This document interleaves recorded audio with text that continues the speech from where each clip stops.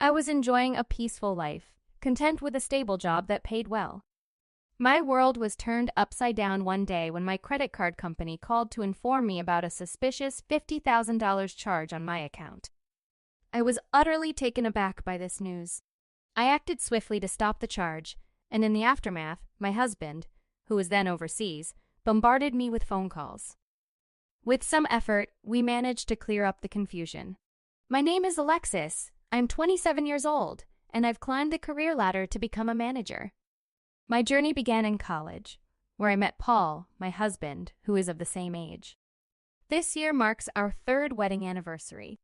Many of my acquaintances chose to leave their jobs upon getting married, but I had compelling reasons to continue working.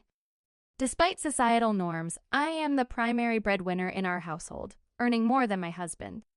This fact is an unspoken element of our marriage, yet it looms large in my mind.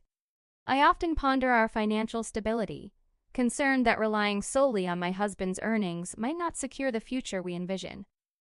Nonetheless, it's clear he shares these concerns, even if we seldom discuss them directly. In our relationship, financial independence is key. We maintain separate finances, equally splitting household expenses, a system that affords me the freedom to manage my discretionary income as I see fit. This arrangement has fostered a sense of satisfaction and has contributed significantly to our comfortable lifestyle. However, there are moments that prompt me to reconsider our expenses. One such instance occurred while I was reviewing my email notifications on the train home, frowning upon seeing a debit alert. It served as a reminder to reevaluate my ongoing subscriptions, contemplating the necessity of each. Yet, the task of managing these financial obligations often falls by the wayside, complicated by forgotten passwords and the daunting prospect of navigating customer service hotlines. The restricted availability of these services, confined to standard working hours, does little to ease the situation, creating a paradox for working individuals like myself who find it nearly impossible to reach out during these times. Despite these hurdles, I find solace in the small pleasures of life, like online shopping. It serves as a brief escape from the pressures of work, with the arrival of each parcel bringing a fleeting moment of joy. Yet, these moments of happiness are quickly overshadowed by the realization of the need to manage my finances more prudently. The comfort of returning home always brings a sense of relief, a reminder of the stable life we've built together, despite the occasional financial folly. When I walked into the living room, I immediately felt annoyed. Socks were scattered on the floor, empty cans were on the table, and there were a phone and a sweatshirt on the sofa. Yes, this was my husband's doing. He tends to leave a mess everywhere after he gets home. I couldn't help but complain about the socks and cans. He just shrugged it off, saying it was easy to clean up, and I could just do it if I was home early. Why couldn't he help clean or make dinner? He complained about being tired and having to eat convenience store food. I was tired too, but I argued that if he wasn't going to help around the house, he should at least focus on his work. He didn't take my frustration seriously at first, but I could tell he was annoyed when he repeated his dismissal. He left the room, glued to his phone and ignoring my glare. It felt unfair that I was doing more work in housekeeping. Yet, I wondered if I had been too harsh. I worried he might become even more careless just to spite me. Surprisingly, my words seemed to have an effect. He started coming home late, claiming he had overtime work. It seemed like he was trying to change. I was so pleased that I began to put even more effort into the housework, thinking I should support him since he was busy. One day, I came home early and decided to tidy up his room, which he hadn't cleaned in a while. It was a mess, just as I expected, with empty cans and bottles everywhere. I was about to throw them out when I noticed something unusual on the bed, a gift-wrapped package. I couldn't clearly make out what it was at first, so I decided to shine a light on the mysterious object. It turned out to be a bag from my favorite brand, beautifully wrapped and just sitting there, partially hidden. The realization hit me, could this be a surprise birthday present? My birthday was just around the corner, the following week, to be exact. A flicker of excitement passed through me, but I quickly suppressed it, choosing to act as if I hadn't seen the package. I wanted to keep the surprise intact, assuming my husband had planned to give it to me on my special day. However, my much-anticipated birthday came and went without any mention of the package. I couldn't help but bring up the subject, half in jest, half in hope, asking my husband if he remembered what day it was. His reaction was one of brief surprise followed by an awkward acknowledgement of my birthday. But when I prodded him about a celebration or a gift, his response was dismissive, almost as if gifting was an obligation fulfilled in the past and not to be bothered with again, especially now that I was old enough. His words stung more than I cared to admit, and he retreated to his room, leaving me in a mix of confusion and disappointment. The situation took an even more peculiar turn when, out of the blue, my husband announced he was scheduled for an overseas business trip the following week.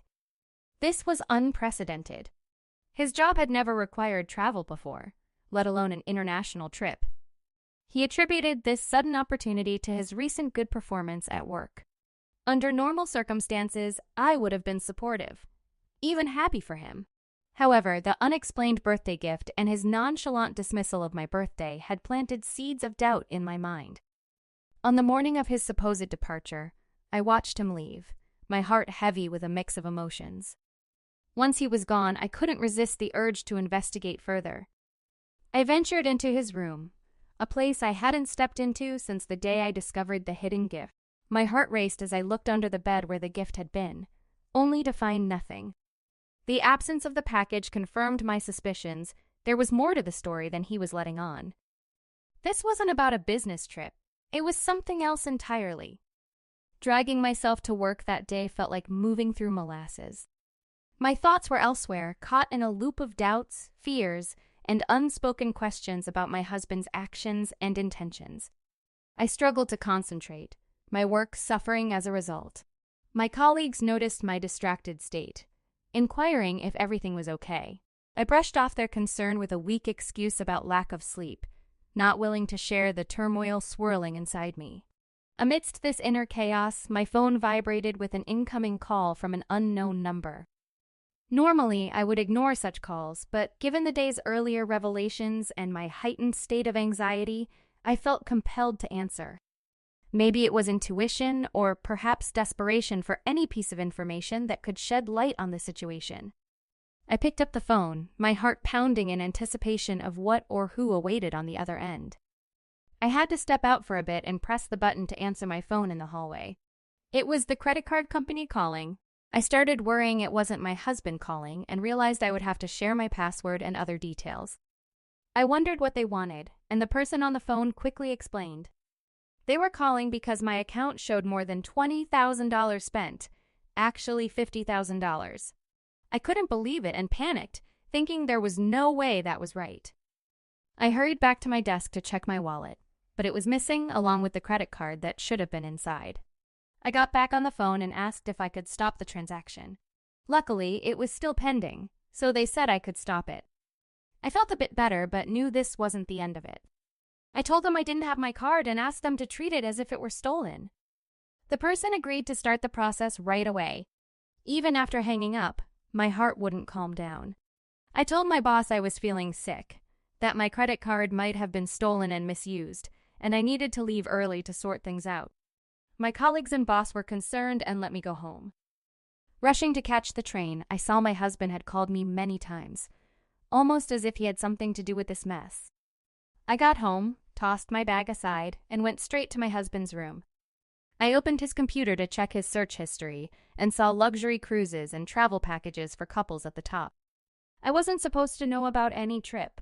I checked the destination and realized this was the business trip he mentioned. It was clear it wasn't a business trip at all. I looked through my emails and found it a booking confirmation with the name Mario on it. Who is this woman? I was so angry I nearly broke the keyboard, but I forced myself to look for more proof. My phone kept ringing, driving me crazy. I remembered the password the credit card company gave me, so I logged in to check my spending history. As I looked through it, my shock grew. There was a charge I didn't recognize for a fancy bag.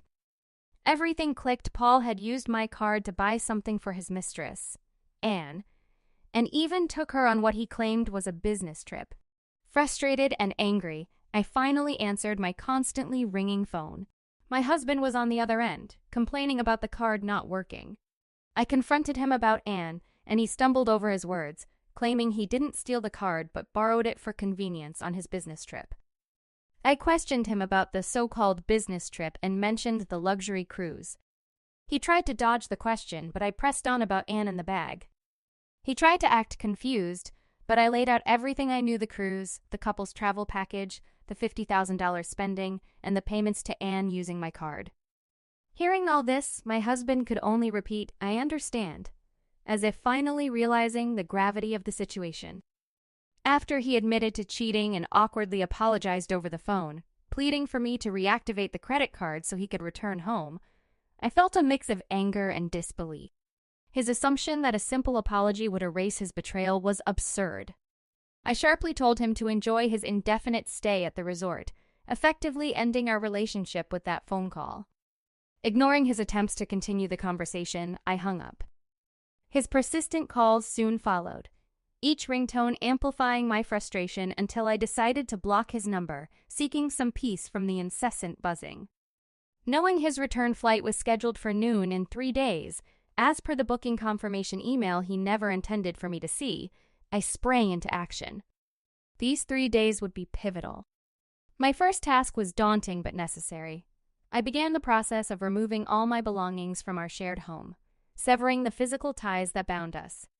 The following day, armed with divorce papers and his computer, which contained undeniable evidence of his infidelity, I visited his parents.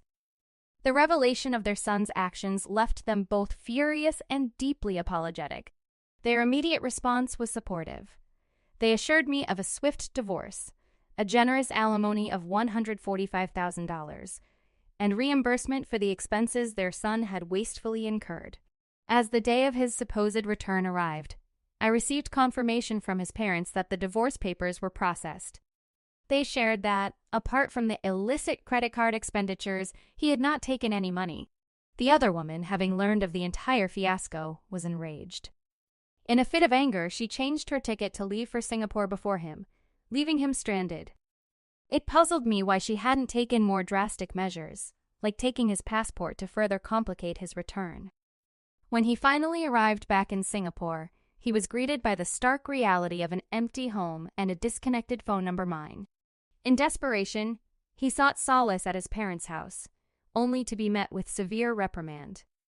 They insisted he sign the divorce papers, officially ending our marriage. Complicating matters further, the woman now demanded from him a repayment of the $50,000 she presumably felt entitled to, given their affair and its lavish expenditures. His parents, once again, had to cover this amount, but with the stipulation that he repay them in full. Until then, his lifestyle was significantly curtailed, much like that of a strictly supervised teenager, complete with a 9 p.m. curfew. In the aftermath, armed with the necessary details from his parents, I pursued legal action against the woman for $7,000, seeking some form of restitution for the role she played in this ordeal. With that final act, I concluded this tumultuous chapter of my life, ready to move forward, free from the deceit and betrayal that had ensnared me. The next day, I went back to work. A lot of my coworkers, both my seniors and juniors, showed they cared about me. They asked, "Hey, are you okay? I'm here to listen if you need to talk."